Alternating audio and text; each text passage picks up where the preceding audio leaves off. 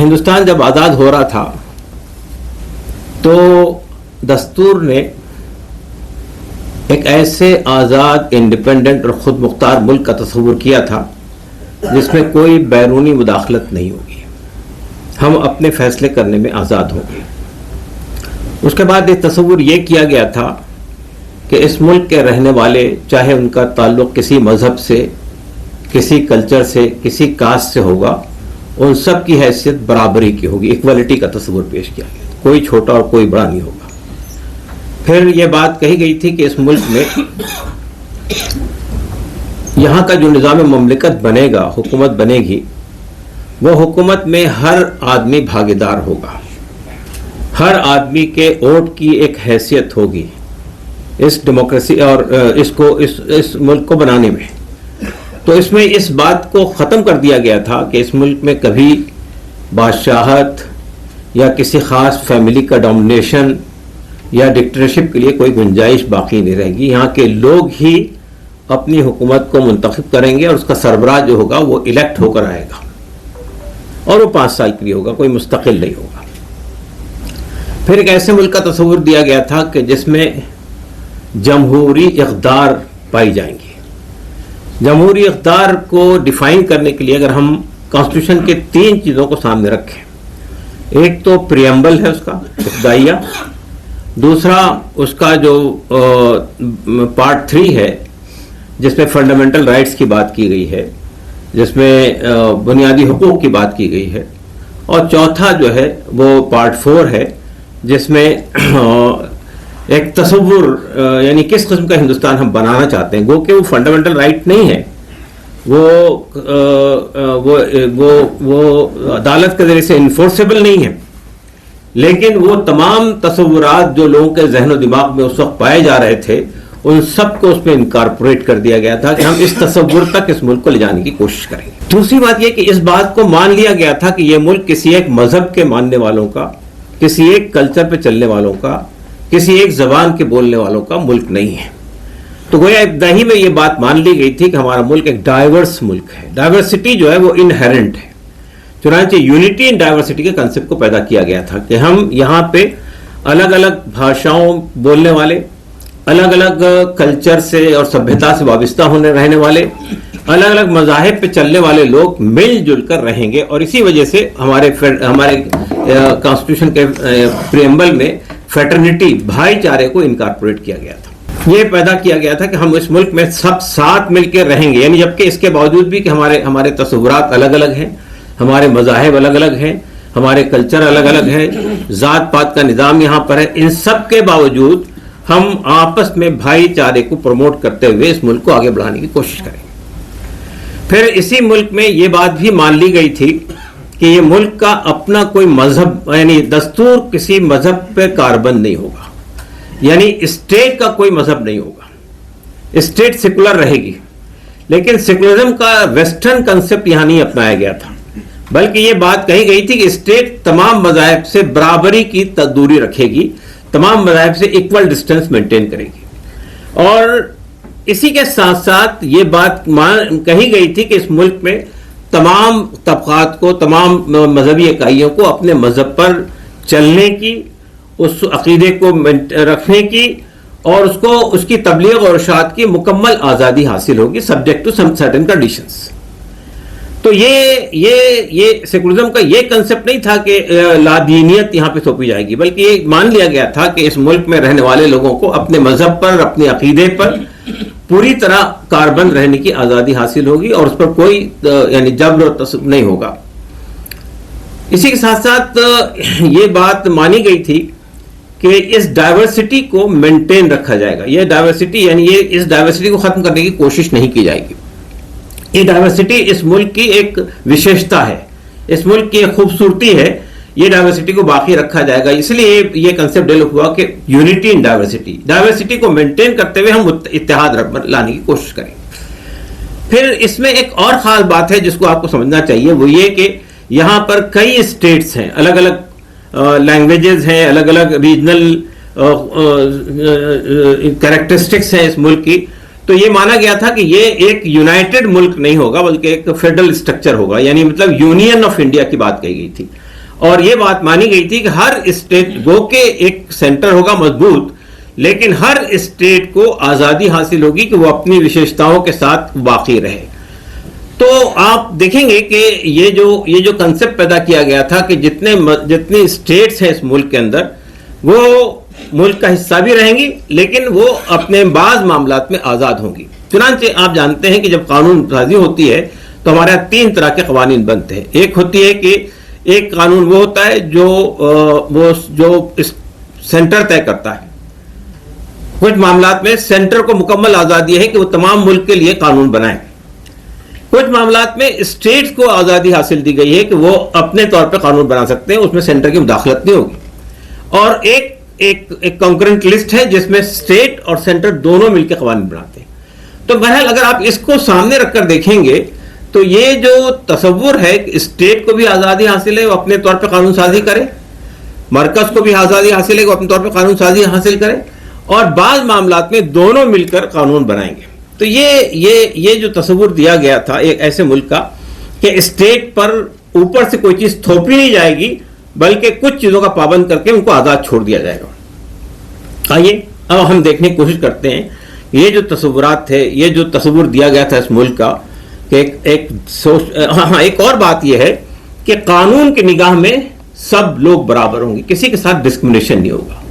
یہ جو آرٹیکل 14 ہے وہ بنیادی طور پہ یہ بات کہتا ہے کہ قانون کی نظر میں ہر شہری کی ایکول حیثیت ہوگی، برابر ہوگی، کسی کے ساتھ بھید بھاؤ اور تفریق نہیں ہوگی۔ اور پھر ایک بات یہ کہ ایک ویلفیئر اسٹیٹ کا کنسپٹ دیا گیا تھا کہ ایک ایسی فلاحی ریاست قائم ہوگی۔ فلاحی ریاست سے مراد یہ ہے کہ ہر شخص کو چھت، ہر سر کو چھت، ہر بدن کو لباس، ہر پیٹ کو 2 وقت کی روٹی اور ہر ہاتھ کو کام۔ یہ اگر آپ وہ جو آرٹیکل یعنی دستور کا باب 4 ہے، 4تھا پارٹ ہے، اس کو اگر دیکھیں گے اس میں ایک ایسے ویلفیئر اسٹیٹ کا کنسپٹ دیا گیا تھا جس میں یہ جو انکم کا تفاوت ہوتا ہے، ڈسپیرٹی ہوتی ہے کہ ایک بہت مالدار ہے اور ایک بہت ہی غریب ہے، تو یہ کہا ہے کہ ہم وسائل کی ایکویٹیبل ڈسٹریبیوشن کریں گے، یعنی وسائل کی منصفانہ تقسیم ہوگی۔ ایسا نہیں ہوگا کہ بہت ہی امیر اور بہت ہی غریب، اس طرح کا کوئی تصور اس ملک میں نہیں تھا۔ تو یہ اگر آپ دیکھیں گے، اور پھر یہ بات بھی مانی گئی تھی کہ ہمارے ہاں ہسٹوریکل بیک گراؤنڈ سے کچھ بعض وجوہات کے بنا پر بعض طبقات، بعض کاسٹ جو ہے وہ نیچے چلی گئی ہے، وہ سماجی اعتبار سے بھی نیچے چلی گئی ہے، تعلیمی اعتبار سے بھی نیچے چلی گئی ہے، اور اقتصادی اعتبار سے بھی نیچے چلی گئی ہے۔ چنانچہ ان کو ایٹ پار لانے کے لیے، برابر لانے کے لیے ان کو ریزرویشن دینا پڑے گا، ان کو جابس میں اور ایون اقتدار میں ریزرویشن دینا پڑے گا، جاب میں، تعلیم میں اور اقتدار میں ریزرویشن دینا پڑے گا تاکہ وہ دوسروں کے ایٹ پار آ سکے۔ پھر یہ مانا گیا تھا کہ اس ملک میں اقلیتیں ہیں، مسلمان ہیں، عیسائی ہیں، بودھ ہیں، کسی حد تک یعنی کرسچنس ہیں، تو یہ ان لوگوں کی اپنی وشیشتائیں ہیں، تو ان کو کچھ اسپیشل پروویژنز دیے گئے تھے۔ آرٹیکل 29 اور 30 کو اگر آپ دیکھیں گے تو اس میں تعلیم کے ادارے قائم کرنے اور ان کو اداروں کو اپنے طور پہ مینٹین کرنے کا اختیار بھی دیا گیا تھا۔ آرٹیکل 25 میں جس میں مذہبی آزادی کا تصور پیش کیا گیا تھا، اب آپ آرٹیکل 26 میں جائیں گے تو آرٹیکل 26 میں یہ کہا گیا ہے کہ ہر مذہبی طبقے کو اپنے مذہب کو پروموٹ کرنے کے لیے انسٹیٹیوشن بنانے کی آزادی بھی حاصل ہوگی، ادارے بنانے کی آزادی بھی حاصل ہوگی۔ آئیے ذرا دیکھیے کہ یہ جو تصورات دیے گئے تھے ایک ایسے ڈیموکریٹک، سوشل اور جسٹس پہ مبنی، آزادی پہ مبنی، بھائی چارے پہ مبنی، اور یعنی جسٹس کی جب بات کی گئی پریمبل میں تو اس میں جسٹس کو اور ڈیفائن کیا گیا تھا، social, educational and political justice, تو ہر سطح پر انصاف ہوگا۔ سوال یہ پیدا ہوتا ہے کہ کیا ہم اس طرح کے تصور پر مبنی ہندوستان بنا سکے ہیں؟ آپ دیکھیے کہ ہم خاص طور سے پچھلے 11 سال سے یہ دیکھ رہے ہیں کہ ایک خاص کلچر کو، ایک خاص مذہب کو، ایک خاص فکر کو سب پر تھوپنے کی کوشش ہو رہی ہے۔ دوسری بات یہ ہے کہ اسٹیٹ کے پاورز کو کرٹیل کرنے کے لیے گورنر کے اختیارات، یعنی جو اختیارات دستور نے نہیں دیے ہیں وہ اختیارات وہ حاصل کر رہے ہیں۔ اس وقت میں ہمارے وکلا حضرات یہاں موجود ہیں، ایک پریزیڈنشل ریفرنس کیا گیا ہے سپریم کورٹ میں کہ گورنر کے جو پاورز ہیں، جو اسٹیٹ ہے بہت ساری، وہ اسٹیٹ بار بار شکایت کر رہی ہے کہ ہمارے بہت سارے بل گورنر بڑھاتا ہی آگے، پریزیڈنٹ پہ اس کا ایکسٹینڈ نہیں ملتا ہے اور وہ پینڈنگ ہو کے سرد خانے میں چلے جاتے ہیں. وہ اس وقت میں سپریم کورٹ کی ایک لارجر بینچ اس کو دیکھ رہی. تو یہ بھی ایک مسئلہ ہے کہ جو اسٹیٹس کے اختیارات تھے ان کو کرٹیل کرنے کے لیے، ان کو روکنے کے لیے اس طرح کی چیزیں آ رہی ہیں. دوسری بات یہ کہ جیسا میں نے آپ سے کہا کہ یہ ملک کسی ایک مذہب کے ماننے والوں کا ملک نہیں ہے، کسی ایک زبان کے بولنے والوں کا ملک نہیں ہے، کسی ایک کلچر پہ چلنے والوں کا ملک نہیں ہے. لیکن اب کیا تصور دیا گیا؟ آپ موہن بھاگوت کی حالیہ میں جو تقریر کی گئی وگیان بھون میں، اس کو سامنے رکھیے. وہی کہتے ہیں کہ سب مذہب کے لوگوں کو رہنے کا اختیار حاصل ہے، لیکن اس ملک کی سبھیتا، اس ملک کے ہزاروں سال کی پراچین سبھیتا سب کو ماننی پڑے گی، سب کو اس پہ عمل کرنا پڑے گا. یہ جو کلچرل آئیڈینٹی ہے، یہ کلچرل آئیڈینٹی کو ختم کرنے کی بات کر رہے ہیں. اور یہ جو ون نیشن ون الیکشن کا جو کنسپٹ لایا جا رہا ہے، یہ یہاں ون نیشن ون الیکشن کے کنسپٹ کو بھی اگر آپ دیکھیں گے تو بنیادی طور پہ وہ اسٹیٹ کے جو اختیارات ہے اس کو ختم کرنے کی اور الیکشن کے موقع پر اسٹیٹ کی جو خاص باتیں ہوتی ہیں ان سب کو ختم کر کے ایک سینٹرلائز نظام لانے کی کوشش کی جا رہی ہے. تو یہ بھی وہ یونین آف انڈیا کا جو کنسپٹ ہے اس سے متصادم ہے. پھر یہ ون نیشن ون الیکشن تک بات محدود نہیں رہیں گی. One nation one religion, one nation one language, اور یہ انہیرنٹلی یہ چیزیں لائی جاتی ہے کہ ہندی زبان کو جس طرح ساؤتھ میں تھوپنے کی کوشش کی جاتی ہے اور ساؤتھ سے ریزسٹنس آتا ہے، وہ یہ تصور، یہ بات سامنے آتی ہے کہ بھئی آج یہ چیزیں پریویل کر رہی ہیں. پھر ہم یہ دیکھتے ہیں کہ ایک خاص مذہب کو تھوپنے کے لیے تعلیمی اداروں میں، ابھی آپ نے دیکھا اتراکھنڈ کی حکومت نے گیتا کو پڑھنے کی وہ اسکولوں میں لازمی کر دیا ہے. یہ اب اسکول کے پریئر جو ہوتی ہے صبح میں، اس میں گیتا پڑھی جاتی ہے. تو اور اسٹیٹ سے اب یہ جو پوری رام مندر کی جو تحریک چلی ہے اور اس میں اسٹیٹ کا جو پارٹیسپیشن ہوا ہے، یہ اس ملک کے سیکولر کنسپٹ کے بالکل منافی ہے. ہم دیکھتے ہیں کہ صاحب آپ کسی خاص مذہب کو آگے جو جس طرح سے آج کے دور میں ایک خاص طبقے پر آنسلاٹ ہو رہا ہے، حملے ہو رہے ہیں،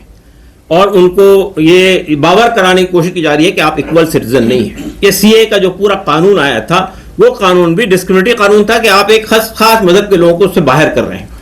تو یہ قانون سازی جو ہو رہی ہے ہمارے ہاں اس وقت پارلیمنٹ میں، اس کو بھی اگر آپ سامنے رکھیں گے تو آپ دیکھیں گے کہ یہ جو تصور ہندوستان کا جو تصور دستور نے پیش کیا تھا ہندوستان کے، جو آج بھی موجود ہے، اس میں کوئی تبدیلی واقع نہیں ہوئی ہے، لیکن چور دروازوں سے ایسے قوانین بنائے جا رہے ہیں جس کے ذریعے سے اس تصور کو ختم کرنے کی کوشش کی جا رہی ہے. مثال کے طور پر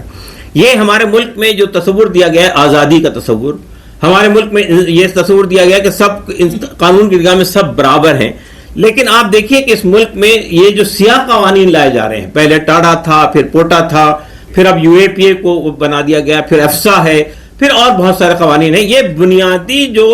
وہ آزادیاں دی گئی ہیں، جو بنیادی حقوق دیے گئے ہیں، وہ زور دروازے سے ان کو پامال کر دیتے ہیں. آپ مجھے بتائیے کہ آپ یو اے پی اے لگا دیتے ہیں اور کسی پہ بھی بے بنیاد الزامات لگا کے جیل میں ڈال دیتے ہیں. 5 سال بعد، 10 سال بعد، 15 سال بعد اس کا ایکویٹل ہوتا ہے، یعنی اس کو آزادی مل جاتی ہے عدالت سے. لیکن یہ 15 سال اس کی زندگی جو قیمتی سال تھے، 20 سال جو قیمتی سال تھے جو ضائع ہو گئے، اس کے لیے جواب دہ کون ہے؟ جو پولیس فیک اور فیبریکیٹڈ الزامات لگاتی ہے وہ کہیں جواب دہی کے کٹہرے میں کھڑی نہیں ہوتی ہے. جو حکومت اس طرح کی چیزوں کو پروموٹ کرتی ہے وہ کہیں جواب دہی کے کٹہرے میں کھڑی نہیں ہوتی ہے. تو یہ جو صورتحال ہے، تو یہ مجھے ایسا محسوس ہوتا ہے کہ عوام بھی اب تک کے ہندوستان کے دستور نے کیا اختیارات دیے ہیں، کیا ویلیوز دیے ہیں، کیا حقوق دیے ہیں لوگوں کو، اس سے وہ نابلد ہیں، اس سے واقف نہیں ہیں. اور نتیجہ یہ ہے کہ اس کے لیے ریزسٹ نہیں کرتے ہیں. چور دروازے سے یہ چیزیں لائی جاتی ہیں اور پھر وہ مسلط ہو جاتی ہیں سماج کے اوپر میں. یا آپ دیکھیے کہ یہ جو ہمارے ملک کے اندر ایک یہ بابری مسجد کے انہدام کے بعد اور بابری مسجد پہ سپریم کورٹ کا فیصلہ آنے کے پہلے 91 کے اندر ایک قانون منظور ہوا اور وہ قانون یہ تھا کہ ورشپ پلیسز ایکٹ کے نام سے ایک چیز بنائی گئی کہ یہ بس اینڈ ہے بابری مسجد کا جو معاملہ تھا اب یہ ختم ہے، اس کے بعد اب کوئی نیا وواد کھڑا نہیں کیا جائے گا. لیکن آپ دیکھتے ہیں آپ وواد کھڑے ہوئے ہیں. ہاں، اب بنارس کی گیان واپی مسجد کا مسئلہ ہے، متھرا کی عیدگاہ کا مسئلہ ہے، اور اب ریسنٹلی سنبھل کا مسئلہ کھڑا ہو گیا. تو یہ چیزیں چلتی جا رہی ہیں. اور خود آپ دیکھیے کہ وہی موہن بھاگوت جنہوں نے بابر کے وقت میں فیصلہ جب آیا تھا 2019 میں یہ کہا تھا کہ اب ہمیں ہر مسجد میں شیولنگ اور یہ چیز تلاش نہیں کرنی چاہیے. اب ریسنٹلی کیا ہوا؟ انہوں نے ابھی ریسنٹلی جو تقریر کی اس میں کہا نہیں دیکھیے وہ بابری مسجد کے بعد یہ جو مسئلہ ہے گیان واپی کا اور یہاں کا جو مسئلہ ہے متھرا کا، یہ دو بھی ہمارے ایشوز ہیں، مسلمان اس کو والنٹریلی دے دیں، ہم تو نہیں شامل ہوں گے سنگ، لیکن سنگ کے کارکن شامل ہو سکتے ہیں. تو اس کا مطلب یہ کہ ایک کے بعد ایک آپ یہ دائرہ بڑھاتے جا رہے ہیں. تو میرا کہنا صرف یہ ہے کہ ہندوستان کے دستور نے جس قسم کے ملک کا تصور پیش کیا،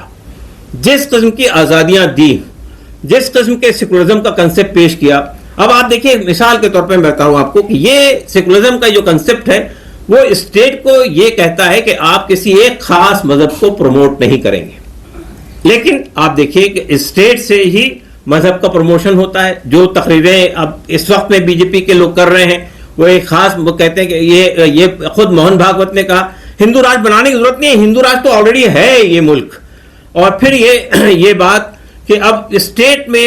یعنی لوگوں کو پربھاوت کرنے کے لیے، ان کے ووٹ حاصل کرنے کے لیے اب اسٹیٹ کے لوگ جو ہیں وہ بہت سارے مذہبی تقریبات کرنے لگے. ابھی ریسنٹلی ممتا بنرجی نے بہت سارے مندروں کو بہت بڑا کنٹریبیوشن دیا، بہت ساری چیزوں کو پروموٹ کرنے کی کوشش کی. تو میں یہ کہنا چاہتا ہوں کہ جس سیکولر کنسپٹ کو انڈیا کا دستور پیش کرتا ہے وہ یہ کہتا ہے کہ آپ ایکول ڈسٹینس مینٹین کریں گے تمام مذاہب سے اور اسٹیٹ کا کوئی مذہب نہیں ہوگا. لیکن اسٹیٹ ہر وقت اس معاملے میں انٹر کر کے اس تصور کو پامال کر رہی ہے. یہ مسئلہ صرف ایک خاص آئیڈیالوجی رکھنے والی پارٹی کا نہیں ہے، یہ چیز ہر جگہ موجود ہے کہ کس طرح سے ایک پرٹیکولر کمیونٹی کے لوگوں کو پربھاوت کیا جائے، ان کے ووٹ حاصل کیے جائیں، تو ہم اس معاملے میں کچھ باتیں رکھیں گے. تو میں یہ کہنا چاہتا ہوں اصل میں کہ ہمیں یہ اس ملک کے دستور میں جو کنسپٹ پیش کیا گیا ہے، ایک ایسے ملک کا کنسپٹ کہ وہ آزاد ہوگا، سب کے برابر کے حقوق ہوں گے، کوئی اونچا اور کوئی بڑا نہیں ہوگا، جو طبقات دب گئے ہیں، پس گئے ہیں حالات کی وجہ سے ان کو اوپر لانے کی کوشش کی جائے گی، یہاں کی جو اقلیتیں ہیں ان کو خاص حقوق دیے جائیں گے، مذہبی آزادی حاصل ہوگی، اس میں کوئی پامال کرنے کی کوشش نہیں کی جائے گی. اور اسی کے ساتھ ساتھ یہ بات کہ یہ اسٹیٹ کی اپنے اختیارات ہوں گے، سینٹر کے اپنے اختیارات ہوں گے، اور جو درمیان یہ تفاوت ہے وہ ختم کرنے کی کوشش کی جائے گی، ایک ویلفیئر اسٹیٹ بنانے کی کوشش کی جائے گی. آپ بتائیے، ہم نے 2009 میں RTI کا قانون بنایا، RTE کا قانون بنایا تھا، اور وہ RTE کا قانون آرٹیکل 21 سے انہیرٹ کیا تھا. آرٹیکل 21 جو ہے وہ زندگی کا قانون ہے، زندگی رائٹ ٹو لائف کا قانون ہے. اس میں ہم نے رائٹ ٹو ایجوکیشن کو بھی انکارپوریٹ کیا، حالانکہ وہ قانون یہ تقاضا کرتا ہے کہ آپ رائٹ ٹو لائیولیہڈ کو بھی اس میں ڈالیں اور بہت ساری چیزوں کو ڈالیں. تو لیکن اب آپ دیکھیے کہ رائٹ ٹو ایجوکیشن کی بات آنے کے بعد بھی،